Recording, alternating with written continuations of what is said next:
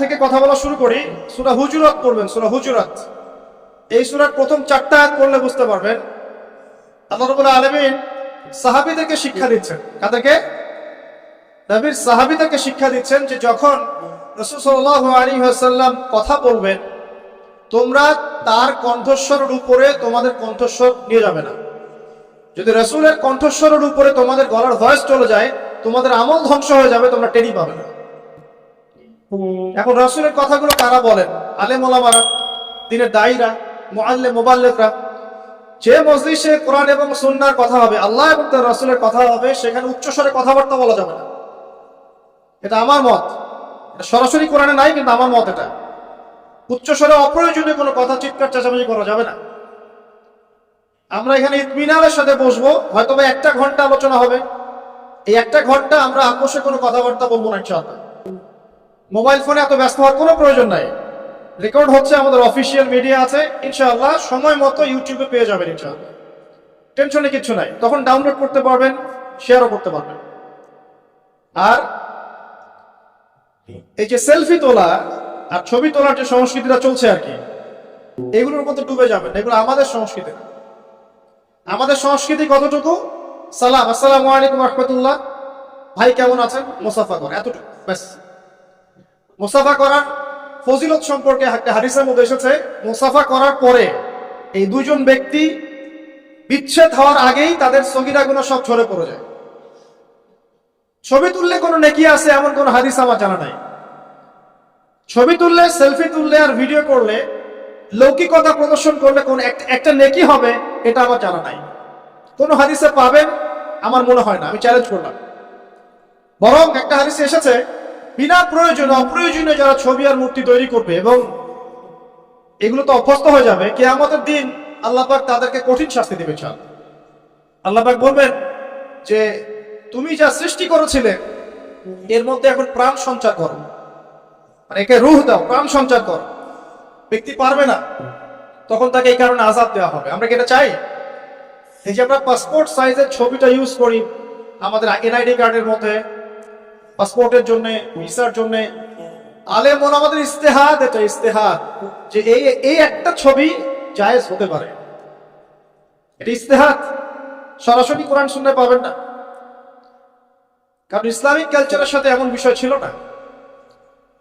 1250-এর বেশি বছর এই উম্মাহ শাসন করেছে বিশ্বটাকে, রাসূল সাল্লাল্লাহু আলাইহি ওয়াসাল্লামের যুগ থেকে শুরু করে। ছবি দিয়ে কেউ ওয়ার্ল্ডকে ডিল করেছে এমন প্রমাণ পাওয়া যায় না। সিগনেচার ছিল, সিল ছিল। তাহলে মোলামারা এখন বলছেন একটা ছবি জায়েজ হতে পারে, পাসপোর্ট সাইজের ছবি। আর বাকি আমরা যা করছি ছবি নিয়ে, এটা টোটালি একটা অপসংস্কৃতি ছাড়া কিচ্ছু না। প্রিয় ভাইয়েরা, আলোচনার পরিবেশ না দিলে কথা বের হবে না। আলোচনার পরিবেশ না দিলে কথা বের হবে না, কারণ কথা আল্লাহর পক্ষ থেকে আসে। যদি দিনই একটা পরিবেশ থাকে, কথা বলে শান্তি পাওয়া যায় ইনশাআল্লাহ। পরিবেশটা দেওয়ার দায়িত্ব আপনাদের, শ্রোতাদের, এবং ভলেন্টিয়ার যারা আছেন তাদের দায়িত্ব পরিবেশটা রক্ষা করা। এবং দিনই মজলিসে কোন রকম যেটাকে আমরা বলি অনাকাঙ্ক্ষিত ঘটনা, এমন কোন ঘটনা ঘটে গেলে এটাকে প্রচার করার মিডিয়ার অভাব হবে না। কথা বুঝতে পারছেন? এই যে হইহুল্লা করছেন, যদি কেউ একজন পায়ের তলে পড়ে যায়, কারো হাত ভাঙে, পা ভাঙে, আল্লাহ না করে কারো বড় কিছু হয়, কালকে দেখবেন যে সব গণমাধ্যমে খবর প্রচার হয়ে যাবে যে ওয়াজ মাহফিলে কি এই ঘটনা ঘটেছে। আর যদি আমার সাথে কোনো শত্রুতা থাকে, তাহলে বলবে আবু তাহার মাহফিলে গিয়ে হয়েছে। আমরা এখন মুসলিমের স্মার্ট নই, আমরা আনস্মার্ট জাতিতে পরিণত হয়েছে এখন। এটা সত্য কথা, এটাই সত্য কথা। পরিবেশটা বজায় রাখেন, আল্লাহ পাক তৌফিক দান করুন। এখন বলেন আপনারা কেমন আছেন? আলহামদুলিল্লাহ, আল্লাহ পাক যে হালে রেখেছেন আলহামদুলিল্লাহ। যদিও বা বারবার আমি একটা কথা বলি যে বর্তমান বৈশ্বিক প্রেক্ষাপটে একজন মুসলিম কিন্তু ভালো থাকতে পারবে। কেন? এখান থেকে আলোচনা শুরু করি। বর্তমান বিশ্বটাকে বুঝতে হলে আমাদেরকে সূরা কাহাফের একটা ঘটনা দিয়ে শুরু করতে হবে। কোন সূরা? সূরা কাহাফ সেই সূরা যেই সূরার মাধ্যমে আপনি মাসিহুদ দাজ্জালের ফিতনা থেকে বাঁচতে পারবেন। রাসূল সাল্লাল্লাহু আলাইহি ওয়াসাল্লাম বলেছেন যে আদম আলাইহিস সালাম থেকে শুরু করে কিয়ামত পর্যন্ত, আদম আলাইহিস সালাম থেকে শুরু করে কিয়ামত পর্যন্ত, যেখানে বলছিলাম প্রিয় ভাইরা, রাসূলুল্লাহ সাল্লাল্লাহু আলাইহি ওয়াসাল্লাম বলেছেন যে আদম আলাইহিস সালাম থেকে শুরু করে কিয়ামত পর্যন্ত এই বিশ্বে যতগুলো ফিতনা আসবে, এর মধ্যে মাসিহুদ দাজ্জালের চেয়ে ভয়ঙ্কর কোনো ফিতনা আসবে না। এক বাক্যে বোঝাচ্ছি কিভাবে, যে এই বিশ্বে যতগুলো ফিতনা আছে, ধরেন সুদের ফিতনা, আপনার জেনার ফিতনা, আপনার পরকিয়া, হ্যাঁ, আপনার যে পতিতালয়, আপনার ঘুষ, দুর্নীতি, কালোবাজারি, মজুদদারিতা, মুসলিমদেরকে হত্যা করা, সন্ত্রাসী কর্মকাণ্ড, যত ফিতনা এখন পৃথিবীতে আছে, এই যতগুলো ফিতনা আছে এগুলোকে একত্রিত করেন, একসাথে করেন, তারপরেও মাসিহুদ দাজ্জালের মতো ভয়ঙ্কর ফিতনা হবে না। এটা এত বড় ফিতনা, ঠিক আছে? এই সূরা নবী সাল্লাল্লাহু আলাইহি ওয়াসাল্লাম বলছেন, যে ব্যক্তি সূরা কাহফের প্রথম 10টা আয়াত, কোন বর্ণনা এসেছে শেষের 10টা আয়াত, মানে প্রথম 10 শেষ 10 দুটোই নিয়ে নেন, এই আয়াতগুলোকে যারা মুখস্থ করবে, হিফজ করবে এবং এর উপর আমল করবে, ইনশাআল্লাহ তাআলা তার জীবন দশায় যদি মাসিহুদ দাজ্জাল বের হয়, দাজ্জাল তার কোনো ক্ষতি করতে পারবে না। তাহলে কত ইম্পর্টেন্ট এই সূরাটা একটু চিন্তা করেন। দাজ্জাল হচ্ছে ভয়ঙ্কর কোনো ফিতনা নাই, সে নিজেকে খোদা দাবি করে এবং তার এক হাতে থাকবে জান্নাত, এক হাতে জাহান্নাম। এই জান্নাত জাহান্নাম হাতে মানে সত্যিকারের হাতে নয়। আমাদের কিছু প্রোটেস্ট্যান্ট মুসলিম ভাই আছে, তারা মনে করেন সত্য যেটা সেটাই নিতে হবে, সত্য যেটা সেটাই। আসলে এক হাতে কি জান্নাত নিয়ে ঘোরা সম্ভব? না। জান্নাত বিশাল, এটাকে হাতে নিয়ে ঘোরা সম্ভব? জাহান্নাম কি হাতে নিয়ে ঘোরা সম্ভব? না। ব্যাখ্যা কি? যে দাজ্জালকে অনুসরণ করবে, দাজ্জাল তাকে সুখ সমৃদ্ধি দিবে, সে পৃথিবীতে জান্নাতের মতো পরিবেশে থাকবে, এটাই জান্নাত। আর যে দাজ্জালকে অনুসরণ করবে না, দাজ্জাল তাকে একদম জুলুম নির্যাতনের মধ্যে ডুবিয়ে রাখবে, তাকে ধ্বংস করে ছাড়বে, এই জাহান্নাম। কি করবে সে? সে সারা বিশ্বে 40 দিন অবস্থান করবে। কতদিন? তার প্রথম দিনটা হবে 1 বছরের সমান, দ্বিতীয় দিনটা হবে 1 মাসের সমান, আর তৃতীয় দিনটা হবে 1 সপ্তাহের সমান। বাকি দিনগুলো আমাদের দিনের মতোই হবে। এটা কিভাবে হবে আল্লাহু আ'লাম, আল্লাহ ভালো জানেন, আমরা জানি না। আল্লাহ পাক কোরআনে বলেছেন একটা সূরায়, যদি আল্লাহ রাব্বুল আলামিন রাতকে স্থবির করে দেন, কেউ কি আছে দিন নিয়ে আসবে? আবার বলেছেন আল্লাহ পাক যদি দিনকে স্থবির করে দেন, স্থির করে দেন, কোন সত্তা কি আছে রাত এনে দিবে? তাহলে আল্লাহ পাক চাইলে একদিনকে 1 বছর করতে পারেন না? একদিনকে 1 মাস করতে পারেন না? একদিনকে 1 সপ্তাহ করতে পারেন কিনা? বাকি দিনগুলো আমাদের মতোই। সাহাবীরা বলছেন, ইয়া রাসূলুল্লাহ সাল্লাল্লাহু আলাইহি ওয়াসাল্লাম, নবীর নাম আসলে কি করবেন সাল্লাল্লাহু আলাইহি ওয়াসাল্লাম? তাহলে 10 নাকি পাবেন, 10টা গুনাহ মাফ হবে, আল্লাহ পাক আপনার প্রতি 10 বার রহম করবে ইনশাআল্লাহ। আর যে ব্যক্তি নবীর নাম শুনে দরুদ পড়ে না, নবী সাল্লাল্লাহু আলাইহি ওয়াসাল্লাম তাকে বদদুয়া করেছেন। কি করেছেন? বদদুয়া করেছেন। একদিন নবীজি সাল্লাল্লাহু আলাইহি ওয়াসাল্লাম মিম্বরের উপর দাঁড়িয়ে আছেন, তৃতীয় সিঁড়িতে গিয়ে তিনি বললেন আমিন। সাহাবীরা বললেন, আপনি কেন আমিন বললেন ইয়া রাসূলুল্লাহ? তখন নবীজি বললেন, তৃতীয় সিঁড়িতে আমি যখন ছিলাম, তখন জিবরাইল আলাইহিস সালাম এসে আমাকে বলেছেন, হে মুহাম্মদ, সেই ব্যক্তি ধ্বংস হোক যার সামনে আপনার নাম উচ্চারিত হয়েছে কিন্তু সে আপনার নাম শুনেও দরুদ পড়ে নাই। তাহলে আমরা রাসূলুল্লাহ সাল্লাল্লাহু আলাইহি ওয়াসাল্লামের নাম শুনে দরুদ পড়বো কিনা? না পড়লে কি হবে? না পড়লে রাসূল সাল্লাল্লাহু আলাইহি ওয়াসাল্লামের বদদুয়া পেতে হবে। আচ্ছা, একটা প্রশ্ন এখানে থ্রো করে সামনে যাই, যে যদি রাসূল সাল্লাল্লাহু আলাইহি ওয়াসাল্লামের নাম শুনে দরুদ না পড়লেই এই শাস্তি হয়, অভিশাপ পেতে হয়, তাহলে আমরা যারা সারা জীবন রাসূলের সুন্নতের খেলাফ চললাম, তাদের কি হবে বলেন? শুধু রাসূলের নাম শুনে যদি কেউ দরুদ না পড়ে, তাহলেই রাসূল সাল্লাল্লাহু আলাইহি ওয়াসাল্লাম বলছেন সে ধ্বংস হোক। তাহলে যে ব্যক্তি সারা জীবন, আমরা এখন দাঁড়িয়ে রাখতে পারলাম না, সুন্নতি লেবাস চিনলাম না, টাকটুর উপরে কাপড় উঠাতে পারলাম না, আমরা রাসূলের মতো সুন্নত পদ্ধতিতে নামাজ পড়তে পারলাম না, কোরআন তেলাওয়াত করা শিখলাম না, তাসবিহ তাহলিল করতে পারলাম না, পর্দা করলাম না, রাসূলের আদর্শ নিজের ভিতরে ধারণ করলাম না, পরিবারের রাসূলের আদর্শ প্রতিষ্ঠা করলাম না, সমাজে প্রতিষ্ঠার কোনো চেষ্টা করলাম না, রাষ্ট্রে প্রতিষ্ঠার কোনো চেষ্টা করলাম না, আমাদের কি হবে? এটা বোঝার জন্য কি পিএইচডি ডিগ্রি করার দরকার আছে? বুঝতে পারছি না কি হবে। যেমন একটা আয়াত আছে কোরআনে, সূরা বাকারা 279 থেকে 84 পর্যন্ত, দেখবেন একটা আয়াতে আল্লাহ পাক বলছেন ইয়া আইয়ুহাল্লাযীনা আমানু, হে মুমিনগণ। মুমিন কারা? আমরা তো মুমিন নাকি? মুমিন কারা? কি আমরা মুমিন না? কনফিউশন আছে? মুমিন কারা? যারা 6টা পিলারে বিশ্বাস করে। কয়টা পিলার? 1 নাম্বার আল্লাহ বিশ্বাস করে না দেখেই। 2 নাম্বার আল্লাহ পাকের ফেরেশতা মণ্ডলীর প্রতি বিশ্বাস করে না দেখেই। 3 নাম্বার আল্লাহ পাকের সমস্ত আসমানি কিতাবে বিশ্বাস করে না দেখেই।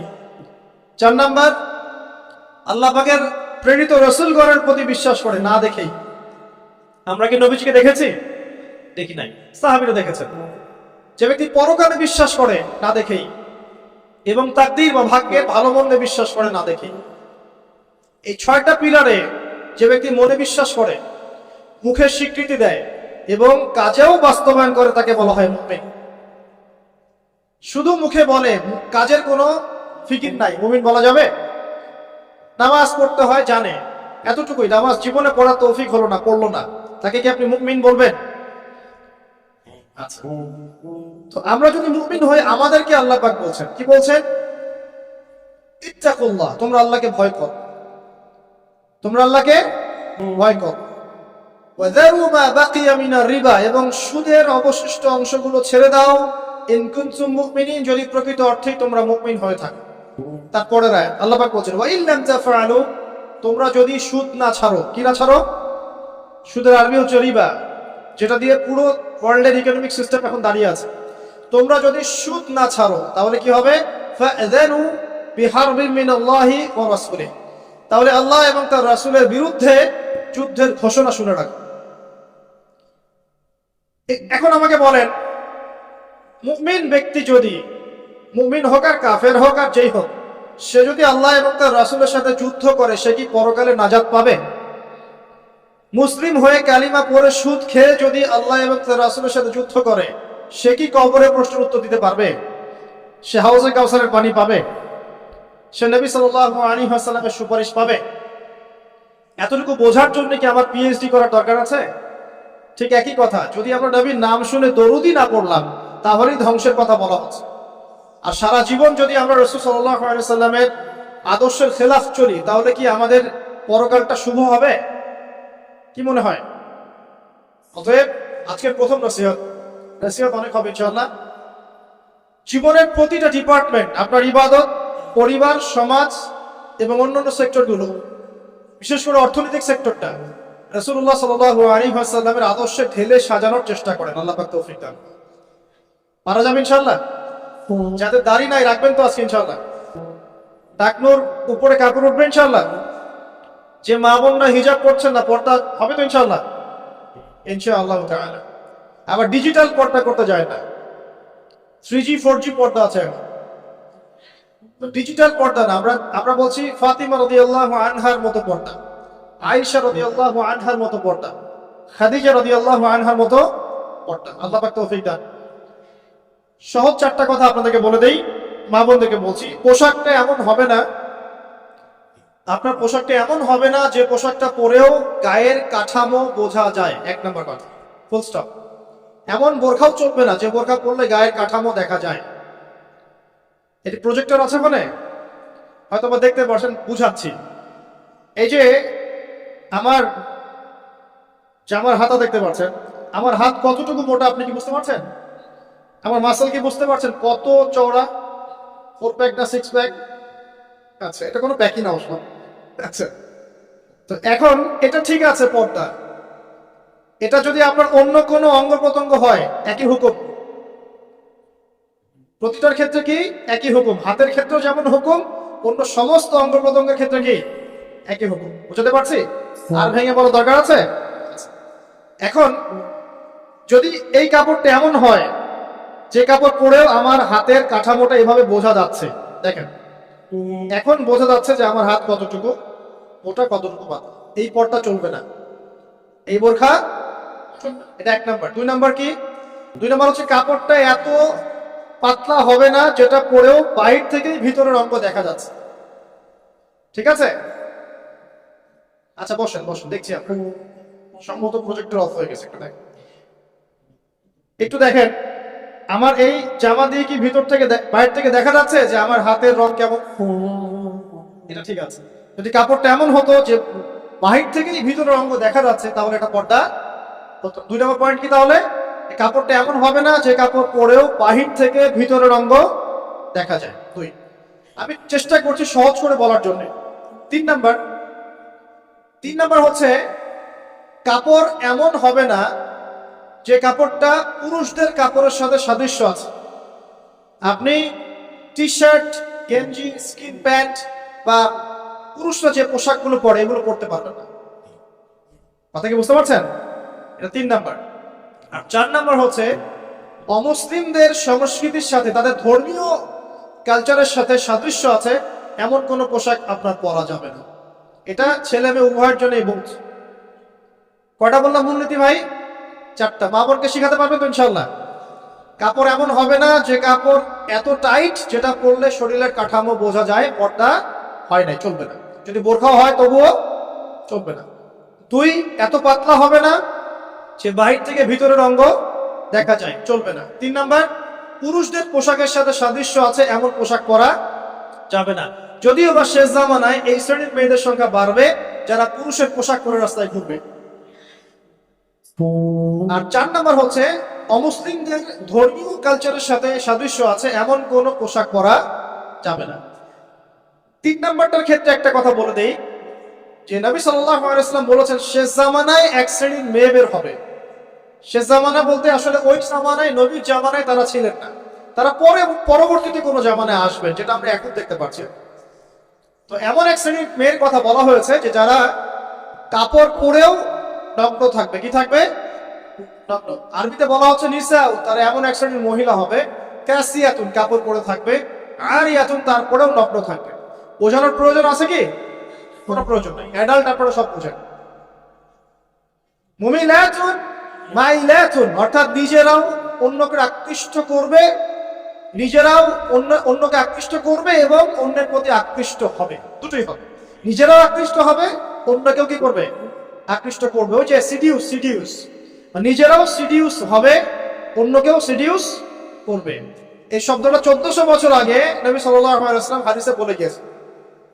যেমন এক শ্রেণীর মেয়ে বের হবে যাদেরকে আমি দেখি নাই, আমার যুগে তারা ছিল না, পরবর্তী কোন যুগে আসবে।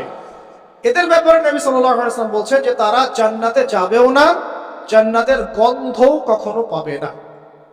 রাসূলুল্লাহ সাল্লাল্লাহু আলাইহি ওয়াসাল্লাম মেরাজে হঠাৎ সুখান, নবী সাল্লাল্লাহু আলাইহি ওয়াসাল্লাম বলছেন কোত্থেকে আসছে এটা? জিবরাইল আলাইহিস সালাম উত্তর দিচ্ছেন এটা হচ্ছে ফেরাউনের মেয়ের চুল আঁচড়ে দিত একজন দাসী, যার হাত থেকে একদিন চিরুনি পড়ে গিয়েছিল। সে বলেছিল বিসমিল্লাহ বলে চিরুনি উঠিয়েছে, উঠে আবার আচরণ শুরু করেছে। এখন এর মেয়ে শুনে ফেলেছে বিসমিল্লাহ বলে উঠিয়েছে। সেই মেয়ে ফেরাউনকে বলল যে আপনাকে বাদ দিয়ে এই দাসী আরেকজনকে ইলাহ মানছে। তখন সেই দাসীকে গ্রেপ্তার করা হলো। তুমি কার উপাসনা করছো, কার ইবাদত করছো? সে দাসী বলছে আমি এক আল্লাহর ইবাদত করি। কে আল্লাহ? যে আল্লাহ আমাকে সৃষ্টি করেছেন, যে আল্লাহ আমার রব, যে আল্লাহ আপনারও রব। ফেরাউনকে মুখের উপর বলে দেন। এবার ফেরাউন তাকে ধরে বলছে ফিরে আসো তোমার মতাদর্শ থেকে, না হলে তোমাকে জীবন্ত আগুনে পুড়িয়ে মার। কি বলছে? আগুনে পুড়িয়ে মার। তো সে ফিরে আসে না। তখন ফেরাউন দেখলো তার সন্তান সন্ততি আছে কিনা। সন্তানরা আমাদের সফট কর্নার না, সন্তানকে ডেকে আনা, 2টা বাচ্চা, 2টা কি 3টা বাচ্চা। বলছে ফিরে আসো, আমাকে ইলাহ বলে স্বীকার করো, না হলে তোমার সন্তানদেরকে আগুনে ফেলে দিব।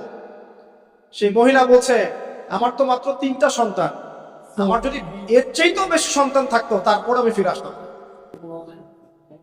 একে একে মায়ের চোখের সামনে এক এক করে বাচ্চাদেরকে জীবন্ত আগুনে পুড়িয়ে ফেলা। শেষমেশ সেই মেয়েটাকেও, সেই দাসীকেও জীবন্ত আগুনে পুড়িয়ে দেওয়া হলো।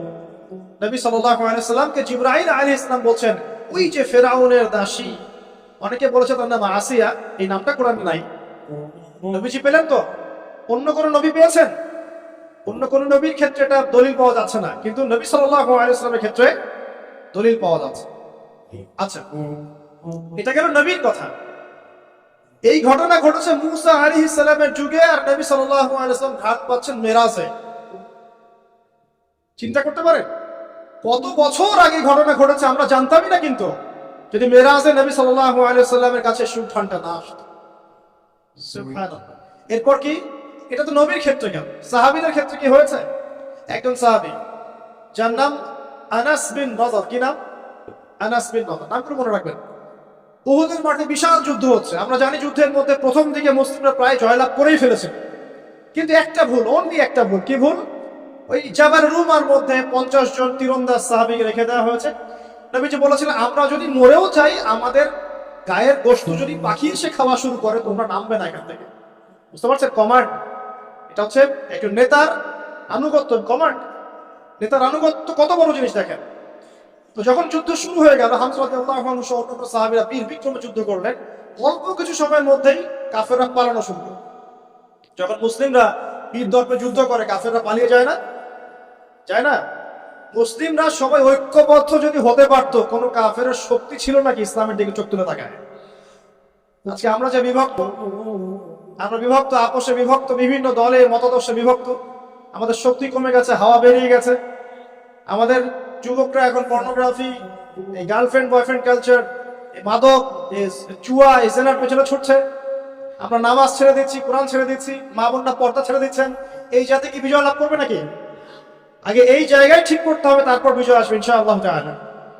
আর বিজয় যে আসবে সে কোনো সন্দেহ আছে? কোনো সন্দেহ নাই। আপনারা না পড়লে আল্লাহ পাক অন্য জেনারেশনকে নিয়ে আসবেন। ওই জেনারেশন না পারলে তার পরের জেনারেশন পারবে। তারাও যদি না পারে, আমাদের দ্বারা যদি কোনো কাজই না হয়, আল্লাহ পাক অমুসলিমদেরকে হেদায়েত দিয়ে ইসলামে নিয়ে আসবেন, তাদের হাত দিয়ে বিজয় দিবেন ইনশাআল্লাহ। পৃথিবীর সভ্যতা শুরু হয়েছিল একজন নবী দ্বারা, ইসলাম দ্বারা। সভ্যতা শেষও হবে ইনশাআল্লাহ তাআলা একজন নবী দ্বারা। সেই নবীর নাম কি? নবী ঈসা ইবনে মারইয়াম। মারা গেছেন না জীবিত আছেন?